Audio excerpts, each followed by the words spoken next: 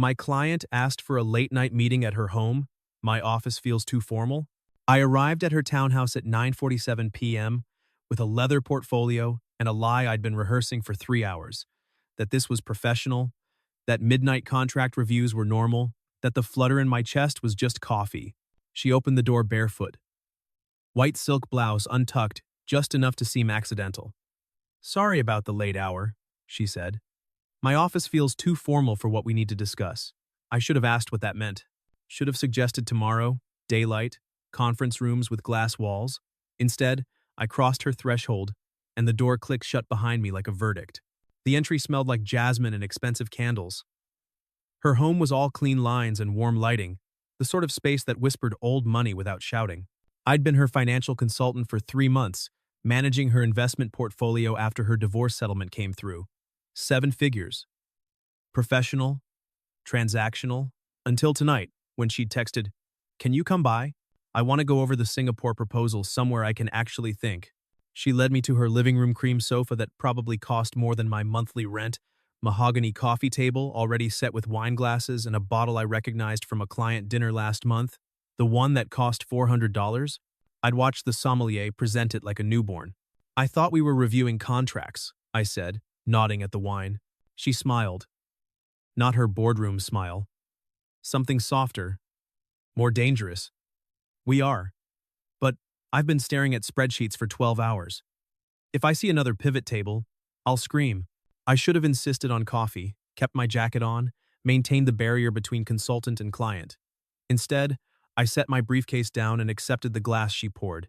The wine tasted like money and bad decisions. The problem was that I'd noticed her 3 months ago: black Armani suit, diamond studs, the confidence that comes from closing billion-dollar deals before lunch. She was 44. I was 30. She was brilliant. I was competent. She was everything I'd been too afraid to want. My ex-girlfriend Emma had left me 6 months earlier because I was risk-averse and boring. She'd found someone who proposed after 3 weeks. My mom called it dodging a bullet. My therapist called it avoidant attachment. I called it being smart. Playing it safe kept you employed, respected, alone. But sitting on Rachel Morrison's sofa at 10 o'clock on a Thursday night, watching candlelight dance across her collarbone, safe felt like the wrong choice for the first time in 30 years. "Singapore proposal?" she said, pulling a folder from the side table. But she didn't open it. "Professional alarm bells? Sure. Why finance? You're good at it, don't misunderstand. But you're not passionate. No one had ever asked me that. Stability. Passion doesn't pay mortgages. Neither does unhappiness." She sipped her wine. "My ex-husband was passionate. About his startup, his squash league, his 26-year-old assistant. Just never about me." The folder slipped from her fingers onto the coffee table. "I spent 20 years building this career," she said. "VP at Sterling Capital by 40. But 2 months ago, I woke up in a Frankfurt hotel after closing a €100 million deal, and I couldn't remember the last time I felt anything. Not sad, not happy, just efficient. Why are you telling me this?" She looked at me, then really looked. The way she probably evaluated companies before acquisition. "Because you're 30 years old and already building the same prison I did. And because, for 3 months, you've been the only person who sees me as more than a signature or a stock portfolio." "Rachel, I know. Client-consultant boundaries. Professional ethics. HR probably has a manual about this exact scenario. They definitely do. And if I cross that line?" Her voice dropped. "If I told you I've been thinking about you since that first meeting? That I invited you here tonight because my office wasn't too formal, I just wanted you in my space?" "You're my client," I said. "Not I don't feel the same way. Just that one truth that made everything impossible." "I am," she agreed. For now. She stood, walked to the window. City lights bled through sheer curtains, painting her in amber. I could see the vulnerability in her turned back. "I'm not asking you to decide anything tonight," she said. "But I need to know if I'm alone in this." I stood, crossed the room. Every step felt like jumping off something irrevocable. I stopped behind her. Close enough to smell jasmine and wine. Close enough that if she turned around, we'd be making a decision neither of us could take back. "You're not alone in this," I said. "That's the problem." She turned. The space between us was nothing. Everything. "We can't," I started. "I know. You're 14 years older." "I'm aware," Does that bother you? It should have. But standing there, drowning in her gravity, all I could think was that she made me feel interesting, significant. It terrifies me, I admitted. Not because of the age, because of what I might be willing to risk for this. Before I could answer, her phone erupted. She answered in her business voice clipped, commanding, nothing like the woman who'd just asked what I'd risk. I watched her transform back into Sterling Capital's Rachel Morrison, terror of boardrooms. While she negotiated, I noticed the bookshelf, photos in expensive frames, Rachel with a teenage boy, same green eyes, same sharp cheekbones. My stomach dropped. Jason Morrison. We'd gone to Northwestern together. Different majors, same dorm floor sophomore year. I remembered a specific night, 3 a.m. Both of us in the hallway after a terrible party. He'd been drunk, philosophical. She works so damn hard, he'd said, sliding down the wall. He'd looked at me with bloodshot eyes. Promise me something, Dave. If you ever become successful, don't forget to be human too. I'd promised. We'd done a solemn handshake. The next morning he'd barely remembered, but I remembered. And now I was standing in his mother's living room, having almost kissed the woman he'd described as a machine who'd forgotten to be human. Rachel ended the call, turned back to find me staring at the photo. That's Jason, she said. My son. He's 28, works in software in Seattle. I know Jason, I said slowly. Northwestern, class of 2016. The color drained from her face. You what? We weren't close. Haven't spoken in years. But I know him. I set the photo down carefully. This is spectacularly complicated. She laughed sharp, humorless. My son's college acquaintance. Perfect. We stood on opposite sides of the coffee table now, the Singapore folder between us like a demilitarized zone. I should go, I said. You should, she agreed. Neither of us moved. For what it's worth, she said quietly, this doesn't change how I feel. The rational part of my brain was screaming to leave. But another part was cataloging details. The way Rachel's hand trembled around her wine glass. How she looked at me like I was a choice instead of a mistake. One more drink, I heard myself say. Then we pretend this was just a contract review. She smiled, sad and knowing. We're both terrible liars. I stayed for one more drink that became 2 more hours. We didn't touch again. Didn't need to. We talked about everything except Singapore mergers, terrible college stories, worse divorce stories, the weight of other people's expectations, the terror of wanting something impractical. At 2 in the morning, I finally stood to leave. At her door, she stopped me with a hand on my arm. What happens Monday? She asked. Monday, I'm still your financial consultant. We're professional. This never happened. And Tuesday? Tuesday, you fire me as a client. Terminate the contract. Then we're not consultant and client anymore. Her eyes widened. You'd give up a 6-figure account? Only if this isn't just wine and late-night vulnerability talking. She studied me for a long moment. Come to dinner Friday, she said. My place. 7 o'clock. Not a client meeting, a date. If you show up, I'll know you're serious. I nodded. David? She called as I reached the sidewalk. Emma was an idiot. Monday arrived with corporate efficiency. Rachel's email came at 7:15 a.m. Singapore proposal approved. Restructure my Asian equity allocation, move 15% from China A shares to Singapore REITs.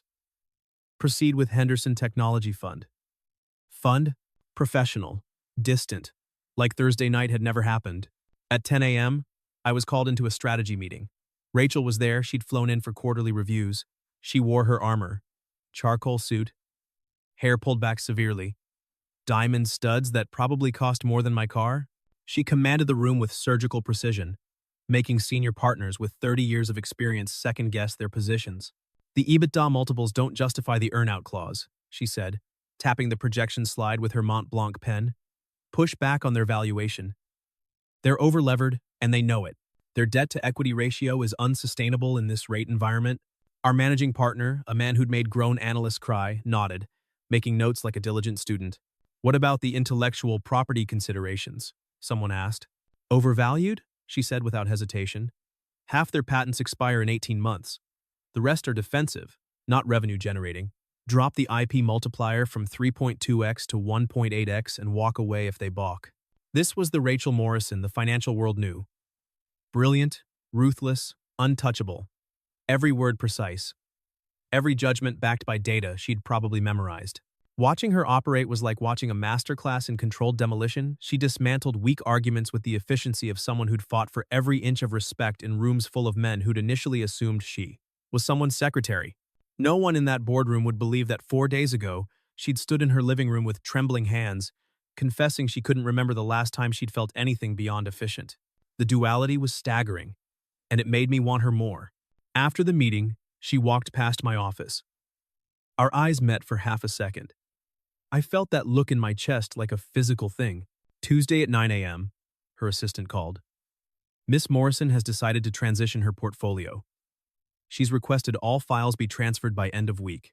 She said it's nothing personal, she needs a fresh perspective. Understood, I said, throat tight. My colleague Marcus appeared in my doorway an hour later. Heard about Morrison? 6-figure commission down the drain? What happened? She wanted someone with more international experience. I lied smoothly. Her loss. You're solid. He lingered. Though, between you and me? Word is she's going through something. Divorce hit her hard. Friend in their HR said she's been erratic lately. I kept my face neutral. Yeah, well, you know how it is with these high-powered women. 40-something, divorced, probably panicking about being alone. Midlife crisis. After he left, I sat staring at my screen, rage simmering. That's what people said about her. Erratic, panicking, as if choosing something for herself instead of optimizing for everyone else's comfort was a symptom of instability. Wednesday, I boxed up 3 months of Rachel Morrison's financial life. Friday at 6:45 p.m. I sat in my car outside her townhouse, engine running. I could still leave. Stay safe. My phone buzzed. Rachel, if you're sitting in your car debating, the wine is already open. I looked up. She was watching from the window, smiling. I turned off the car. The engine's silence felt like pronouncing sentence on my own carefully constructed life. She opened the door before I knocked. Hair down, jeans, cashmere sweater. No armor. Just Rachel. You came, she said, relief in her voice. I came. Her kitchen smelled like garlic and rosemary. She'd cooked.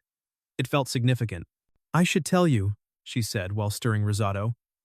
I called Jason this week. Told him I was seeing someone. He asked if it was serious. I said it might be. He said he just wanted me happy, that I'd been hollow for too long. Did you mention that you went to school together? No, not yet. That's a conversation for later. She plated the food with the same precision she used closing deals. We sat at her dining table. I've been thinking, she said, about what you said, about giving things up. I don't want to be the reason you sabotage your career. You're not. I am. A 30-year-old consultant dating a former client 14 years older? The optics are terrible. Let them wonder. David, I'm 30 years old, I interrupted. I've never done one impulsive thing in my life. Never taken an unreasonable risk. I set down my fork. And I'm so tired of being careful. Emma was right. I was boring, safe, predictable. I'm still all those things. Except when I'm with you. She looked down. When she looked up, her eyes were bright. This is going to be hard, she said. People will judge. Your mother will hate me. Jason will be uncomfortable. And we might crash and burn spectacularly in 6 months. Probably. Those aren't great odds. No, I agreed. But they're the best odds I've ever been excited about. She laughed, then real and unguarded. Reached across the table, took my hand. Okay, she said. Let's be stupid together. We ate risotto and talked about logistics. Keeping it private initially. How to tell Jason? Whether I should look for a new firm. Practical conversation about an impractical choice. After dinner, she led me to her sofa, the same one from Thursday night. But everything felt different now. Decided. Real. Can I tell you something? She said, curled against my side. I haven't felt this nervous about a relationship since I was 20. I drove past your house 3 times before parking, I admitted. She kissed me, then soft and certain. This kiss tasted like risotto and risk and reality. We're going to be a disaster, she said.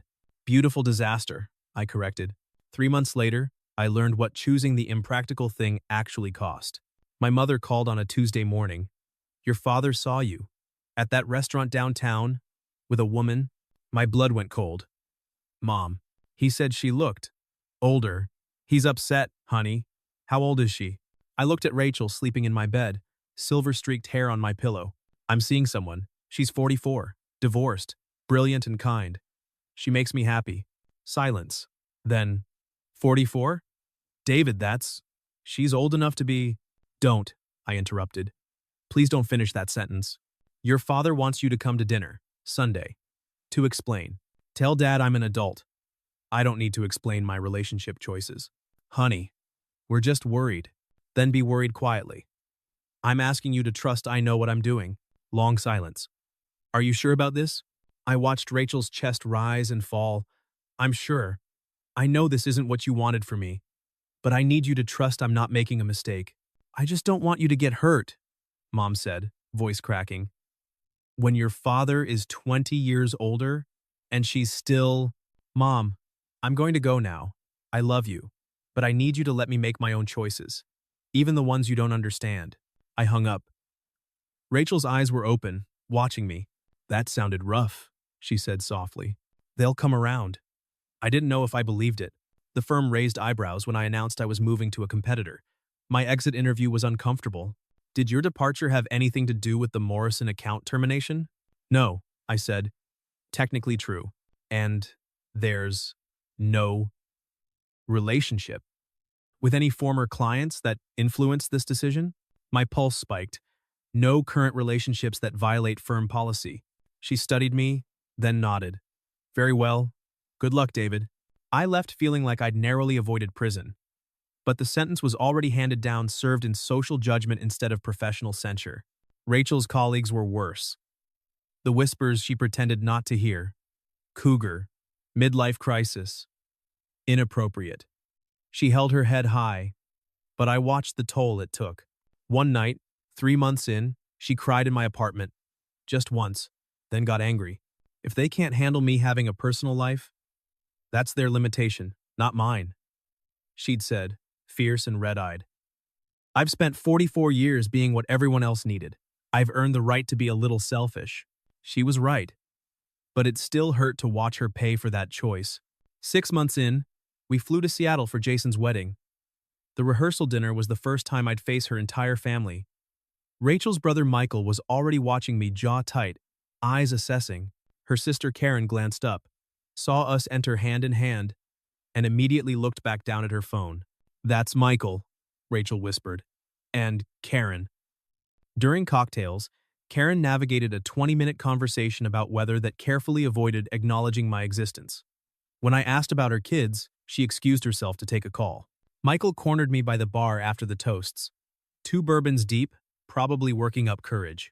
So, you and my sister, he said without preamble. Known each other long? About 7 months. He nodded slowly, swirling his drink. She tell you about the divorce? About Richard? Richard was a piece of work. Startup guy. Always chasing the next big thing. Left her for his assistant after 22 years of marriage. 26 years old? That girl? He looked at me pointedly. Funny how that works, isn't it? Rachel rebuilds her life, starts dating again, and suddenly she's got a 30-year-old boyfriend. Some people might see a pattern. My hands tightened around my glass.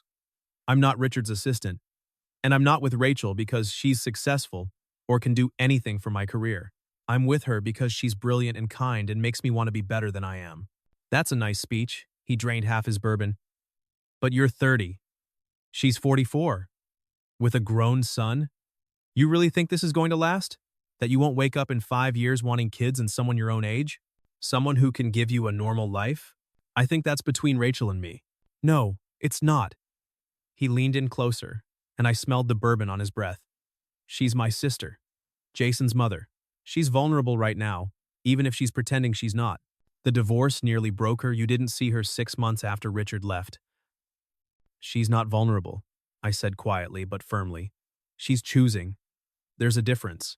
And I'm not a complication. I'm someone who sees her as more than her job title or her age or what she can do for me. You know she's worried about what people think, right? At work, in our family, she's pretending she doesn't care. But she does. I hear it in her voice when she calls. She's exhausted from defending this. Then maybe her family should stop making her defend it. Maybe you should trust that she knows what she wants. that she's capable of making her own decisions about her own life. Michael's expression hardened. I'm watching you. If you hurt her, then you can have this conversation again with more justification. But until then, maybe give her the respect of believing she can make her own decisions. He stared at me for a long moment, then nodded curtly and walked away. Rachel found me 10 minutes later on the terrace. Michael?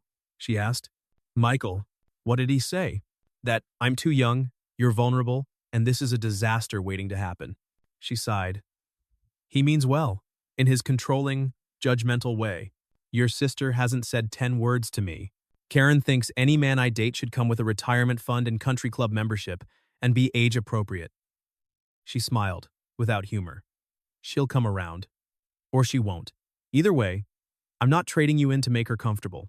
The next day, during the reception, I watched Rachel navigate her family with practiced grace, smiling at cousins who asked intrusive questions, pretending not to notice when Karen organized a family photo and subtly positioned herself so I was cut out of the frame.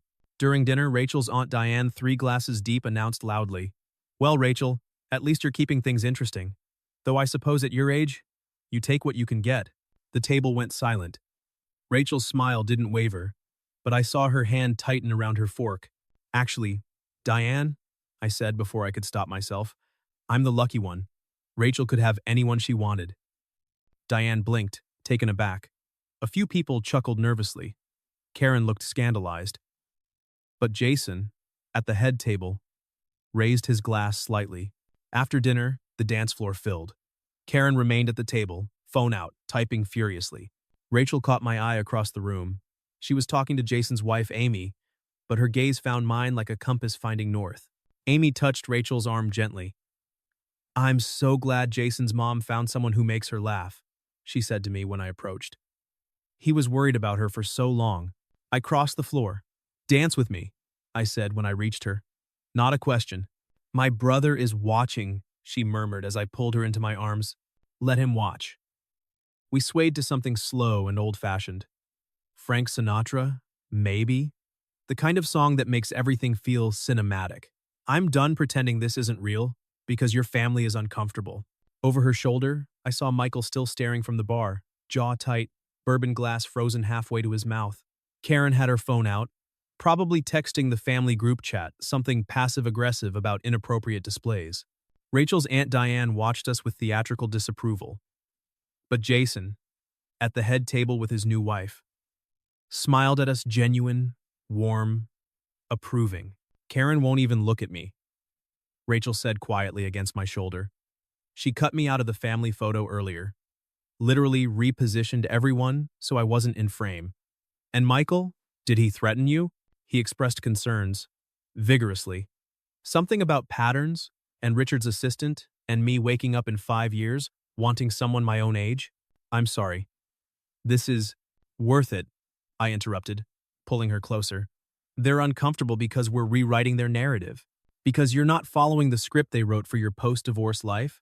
Find a nice divorced guy, your age, do age-appropriate things, fade quietly into middle age. That's their problem to solve, not yours. She leaned back to look at me, and I saw her eyes were bright with unshed tears. You're sure? Because we can leave. I'm not leaving. I'm not hiding. And I'm not going to let your family make you feel like choosing happiness was a mistake. We're going to dance to this entire song, and then maybe 2 more, and your brother can watch and your sister can text her disapproval and we're going to be fine. Her eyes filled slightly. I love you too, I said. Even when your family wants to murder me. She laughed, and the tension broke. The song ended. Jason appeared. May I cut in? Traditional mother-son dance? I stepped back. Watched Jason lead Rachel to the center of the floor. He said something that made her laugh, really laugh. She looked up at her son with such pure love that my chest ached. After their dance, Jason found me by the bar. Thank you, he said. I blinked. For what? For whatever you're doing that makes her laugh like that? She hasn't laughed like that since before the divorce. Maybe longer. He ordered a whiskey, slid one to me. This is still weird, for the record. You're supposed to be the guy who beat me at beer pong, not my mom's boyfriend. I remember, I said. You also told me once that your mom worked so hard she forgot how to be a person. Jason looked surprised that I remembered. She's remembering, I said. How to be a person, I mean. Not just a VP or a board member. She's painting again, taking Sundays off, laughing at stupid movies. Because of you? Because she's letting herself want things that aren't on a 5-year business plan. I met his eyes. I'm not taking advantage. I'm not using her. Quote, I'm just giving her space to be messy and imperfect and happy. Jason studied me for a long moment, then nodded. Okay, I believe you. He raised his glass. But if you hurt her, I know where you live. And I'm bigger than I was in college? Fair. We clinked glasses. Not quite approval, but not opposition either. That night, back at our hotel, Rachel stood at the window, looking at Seattle's skyline. City lights reflecting off Puget Sound. Do you regret it? I asked, wrapping my arms around her waist. Everything we gave up? She turned in my arms, gray-green eyes serious. I regret that it had to cost so much, she said, voice catching. I regret the whispers and the judgment.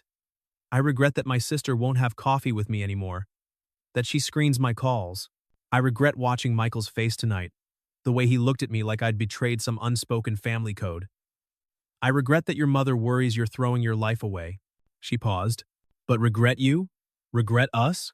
She kissed me softly. Never. Not for a second. Not even when it's hard. Even when Karen cut you out of the family photo? I saw that, did you? She laughed bitterly. Yes. Even then. Even when I'm 50 and you're 64? Especially then. I'll be the hot 64-year-old with the younger man. She smiled against my mouth. And you'll be the 50-year-old who finally learned to take risks. You're not boring, she said fiercely. You're careful. There's a difference. You're thoughtful and deliberate.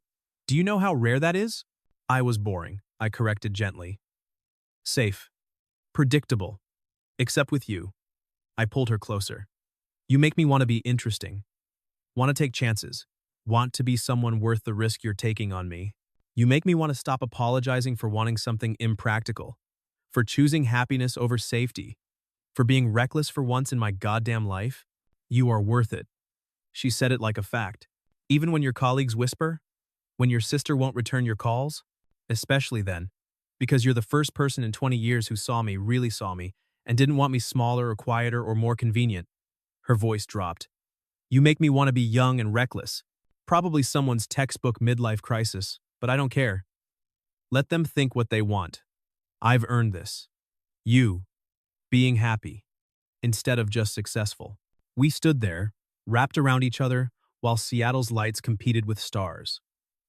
I thought about Thursday night 7 months ago, the moment I almost walked away. The safer choice I almost made. The briefcase I'd carried like armor. The lie I'd rehearsed about professionalism. The door clicking shut like a verdict that somehow became liberation instead of imprisonment. Monday morning would bring reality. Her demanding schedule. My new clients. Ongoing navigation of a relationship that required constant explanation. More judgment. More awkward conversations. More doubt. But standing in that hotel room with jasmine perfume and city lights, I knew something with certainty. Emma was wrong. My mother was wrong. Rachel's siblings, my colleagues, everyone waiting for us to fail, they were all wrong. Would this be easy? No. More uncomfortable dinners? Whispered conversations? Moments of doubt? Absolutely.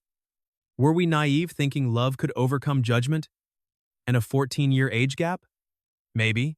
But this wasn't a mistake or crisis. This was two people who'd found each other in the wreckage of carefully planned lives and decided messy and real beat safe and empty.